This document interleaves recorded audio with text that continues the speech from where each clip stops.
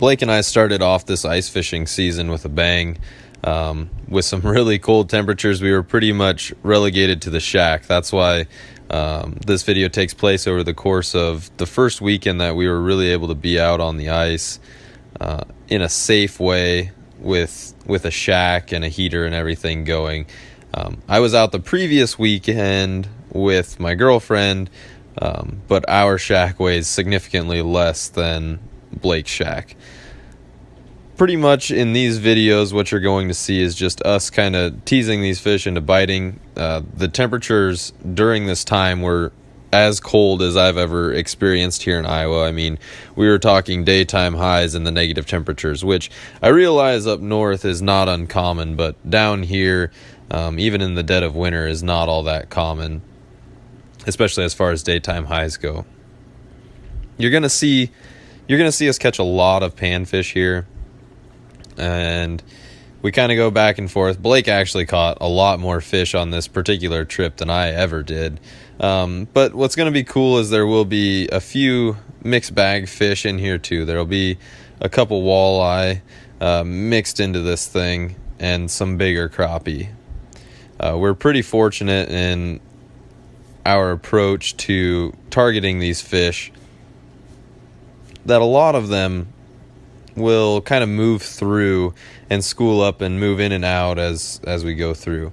Right here you see me catch a walleye here in the middle of the day, which is always kind of a cool little bonus, especially when you're fishing for panfish.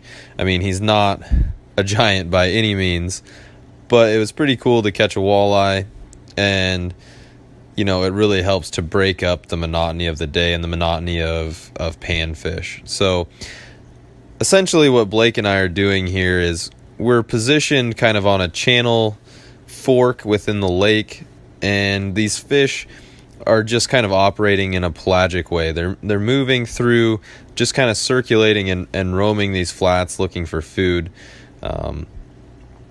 And what's happening as we're fishing here is you'll see, if you were able to see our Markhams, well, Blake's Markham at this point, I haven't purchased mine yet, and this trip is really the biggest reason why I decided to purchase one. But if you could see Blake's Markham, you would see fish showing up, moving in and out based on where we're fishing and how that's going. There's not a ton of consistency. It just kind of depends on the time of day. You know, obviously your feeding periods in morning and night are going to be your most effective, but the fish are moving enough that we're able to run into some during the day. Now, obviously this isn't the best scenario. As cold as it was outside, it was very difficult to really get these fish to bite on a consistent level.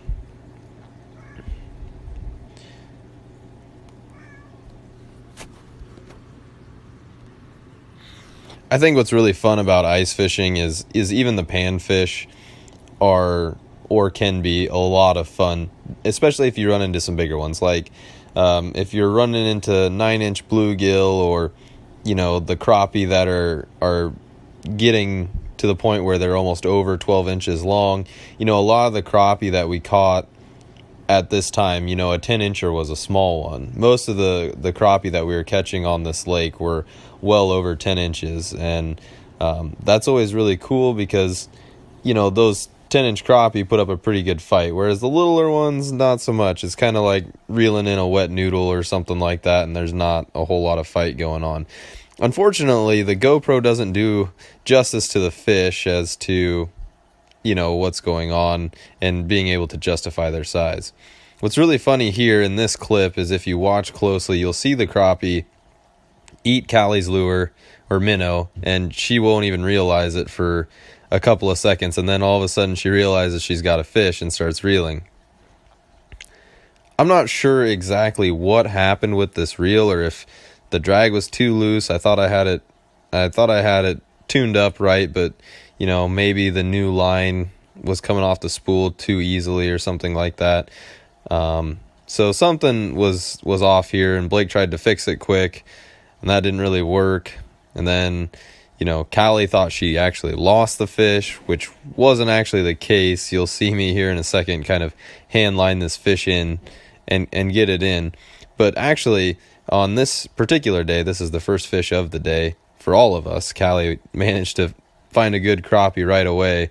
I don't know how she does it, but the first ice fishing trip that we went out together, she did the exact same thing. Granted, we weren't able to get that crappie in, but it was a nice big crappie that we were able to find on a local farm pond. So here I am hand lining the fish because the line, for some reason or another, just refuses to cooperate. And there's the crappie. A nice crappie to start off the day, and Blake hooks up as well. What's funny is, in the school context, like, a lot of these fish will move in and out, and it's not uncommon to catch 3 or 4 fish as a school roams through. Now, what's interesting is a lot of these crappie that we're catching are white crappie. And I'm not sure if there's a huge distinction between the two. I mean, obviously the color, but I think the behavior as well. It seems that black crappie like to concentrate more around structure and cover, whereas the white crappie tend to be more pelagic and roam the open water and roam around the lake a lot more, especially during the winter time. In our time on this lake, I don't think that we ran into one black crappie that weekend. So here's Blake helping me out, trying to get this fish through the hole without any too much trouble. Good news is we got it in, and it was another nice crappie to kind of keep the night rolling. So there you go, another quality white crappie.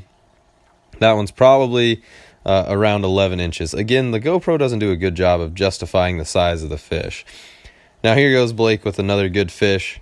As the night started to set in, the crappie became a lot more active, and the biggest reason I decided to buy a Markham was kind of because of this night. I mean, Blake was out fishing me 5 crappie to 1, and I didn't include all of the fish catches in here because if I would have done that, the video would have been, incredibly long and unnecessarily long.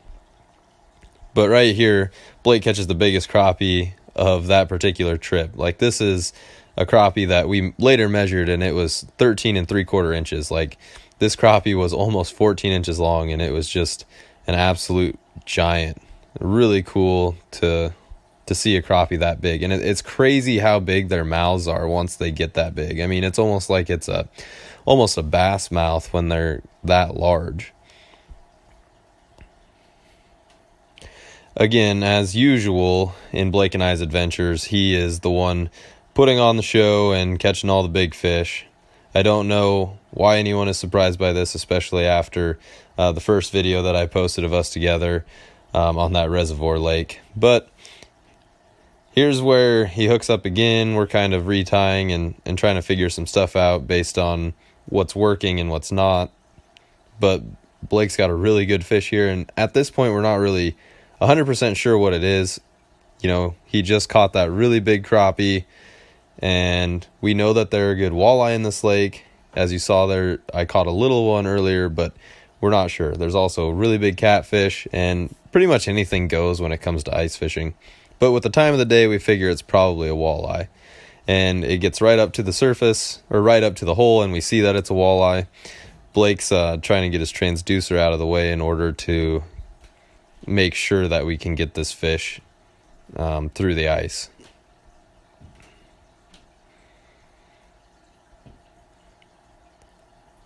In ice fishing, there's often some really tense moments because, you don't only have to get the fish up, but you have to get the fish actually through the hole and make sure its head's turned correctly.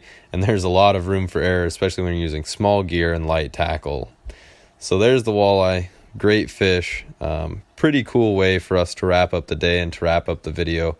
We were pretty tickled to have caught a big fish like that, especially through the ice when you're trying to target these pelagic species. Catching something like that to wrap up the day and kind of make the day is always a good way to end things. So this video is coming to a close.